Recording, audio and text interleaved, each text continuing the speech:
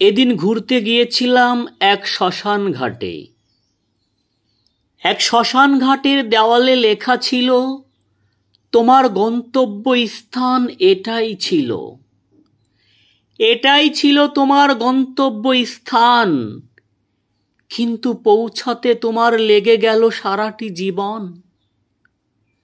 গন্তব্য স্থান তোমার এটাই ছিল, পৌঁছাতে তোমার সারা জীবন লেগে গেল।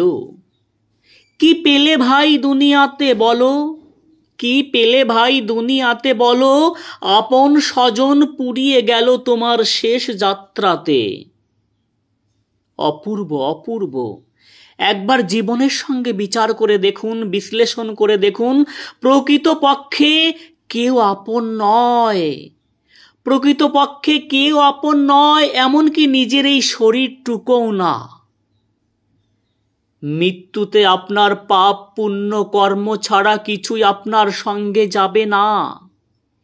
এই যে এত বড় অর্থ, এত বড় বাড়ি, টাকা পয়সার পাহাড় বানিয়েছো, এই যে এত বড় অর্থ সম্পদ ধন দৌলত জায়গা জমি, মানুষকে ঠকিয়ে যারা নিজে হাতিয়ে নিয়েছো, তাদের উপায় কি হবে একবার ভেবে দেখেছো?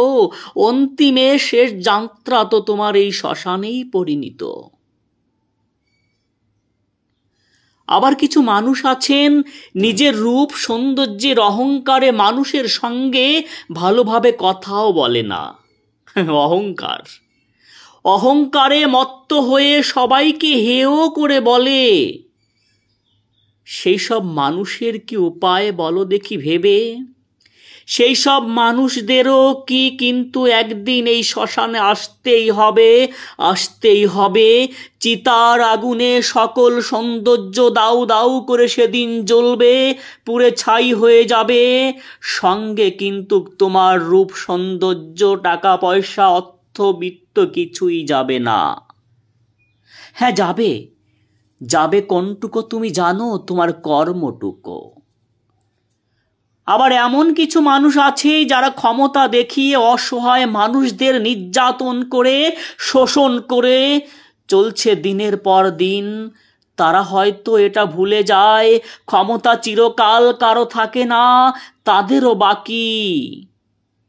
তাদেরও ৮-১০ জনের মতন একদিন একইভাবে আসতে হবে এই শ্মশানে। প্রতিটা খারাপ কর্মই সঙ্গে নিয়ে আমাদেরকে যেতে হবে, প্রত্যেকটা কর্মই আমাদেরকে ভোগ করতে হবে। মানব জীবন মনুষ্য জনম অতি দুর্লভ, সুদুর্লভ, দেব দুর্লভ, দেবতাদের থেকেও অতি দুর্লভ। তাই ক্ষণেকের সংসারে খারাপ মন্দগুলো নিজের বিরত রেখে ভালো কাজে কেন আমরা অংশগ্রহণ করি না? খারাপ কার্য খারাপ কর্ম কেন আমরা দূষীভূত করে দেই না? চলুন না একবার প্রত্যেকেই বেরিয়ে আসি নিজের পরিবারকে নিয়ে কোনো না কোনো মন্দিরে, কোনো না কোনো তীর্থে, যেখানে সদায় সর্বক্ষণ অহর্নিশি ভগবানের নাম সংকীর্তনে মাতোয়ারা সাধু সন্ত। সেখানে গিয়ে হরিকথা শুনবো, হরিকথা আস্বাদন করব। কৃষ্ণ কথা শ্রবণ করিতে হবে, সাধু সঙ্গ করিতে হবে। এটাই তো জগতের রীতিনীতি। এই রীতিনীতি মেনে যারা চলবে তাদের জীবনই ধন্য, তাদের কর্মই সুকর্ম। একটিবার ভাবুন তো, এই যে আপনাকে বলছি, একটিবার ভাবুন তো, রাতে ঘুমোতে যাবার পূর্বে একবার হলেও মৃত্যুর কথা স্মরণ করেছেন? কিন্তু এটাই চিরন্তন, এটাই সত্য সনাতন।